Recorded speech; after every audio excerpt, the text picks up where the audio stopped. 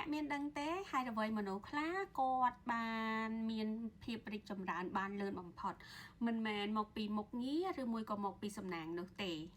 ជំរាបសួរសូមស្វាគមន៍មកកាន់ Day Talk ថ្ងៃនេះគឺខ្ញុំបន្តពីប្រធានបទមុនដែលប្រធានបទមុនគឺមានបានផុសទៅ2ហើយឥឡូវទី3បងប្អូនអើយនៅចាំឲ្យប្រធានបទលើកទី1និយាយអំពី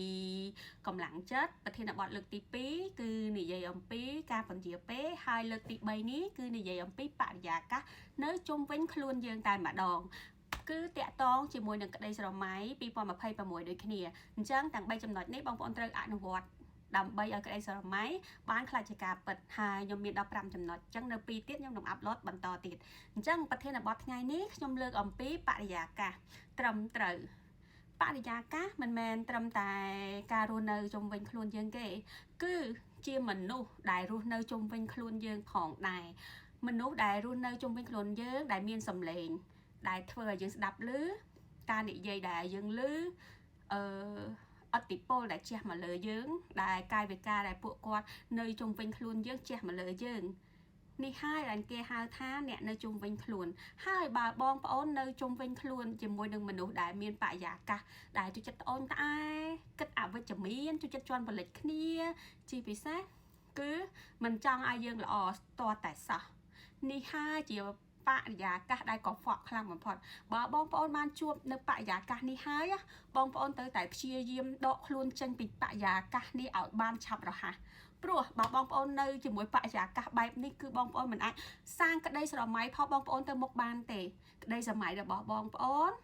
គឺនឹងត្រូវបរាជ័យក្នុងឆ្នាំ2026នេះតែម្ដងព្រោះពួកគេមិនចង់ឲ្យបងប្អូនរីកចម្រើនជាងគេទេគ្រាន់តែឃើញបងប្អូនឡើងបន្តិចគឺពួកគេតែងតែជន់ផលិតហើយអញ្ចឹងសូមបងប្អូនដកខ្លួនចេញឲ្យឆ្ងាយទៅស្វែងរកមនុស្សដែលមានបរិយាកាសល្អត្រឹមត្រូវដូចជាមនុស្សដែលតែងតែគិតវិជ្ជមានចំពោះបងប្អូនតែងតែចង់ឲ្យអ្នកល្អតែងតែចង់ឲ្យអ្នកជោគជ័យរីកចម្រើននិងតែងតែបង្រៀនអ្នកជានិច្ចជាពិសេសពេលដែលឃើញអ្នកដើរផ្លូវខុសហើយគាត់នឹងទាញអ្នកមកវិញហើយសាងអនាគតបញ្យល់ដោយក្តីស្រឡាញ់ជឿជាក់លើអ្នកខ្ញុំសង្ឃឹមថាអ្នកនឹងយល់ពីបរិយាកាសត្រឹមត្រូវហើយនឹងអ្នកជ្រើសរើសបែបណាគឺលើអ្នកប៉ុន្តែដូចខ្ញុំនិយាយចឹងថាបើអ្នកចង់ឲ្យក្តីស្រមៃរបស់អ្នកបានខ្លាចទៅជាការពិតសូមជ្រើសរើសយកបរិយាកាសដែលត្រឹមត្រូវបំផុតនោះហើយក្តីស្រមៃអ្នកក្នុងឆ្នាំ2026នេះនឹងបានសម្រេចតែម្ដងហើយម្យ៉ាងវិញទៀតអ្នកត្រូវកាត់មនុស្សអវិជ្ជមានមិនអាចកាត់បានទាំងអស់ភ្លាមត្រូវអត់បងប្អូនទាំងអស់គ្នាមិនអាចកាត់បានលឿនទេប៉ុន្តែអ្នកមិនបាច់កាត់ទេគ្រាន់តែអ្នកព្យាយាមនៅឲ្យឆ្ងាយពីគេកុំអាសាជួបគេនេះហើយឥទ្ធិពលអាក្រក់គឺអត់ចូលខ្លួនអ្នកទេសូមអ្នកព្យាយាមទាំងអស់គ្នាខ្ញុំគិតថាក្តីស្រមៃរបស់អ្នកក្នុងឆ្នាំ2026នឹងមករកអ្នកបើអ្នកជាមនុស្សវិជ្ជមានស៊ូទាំងអស់គ្នាណាហើយ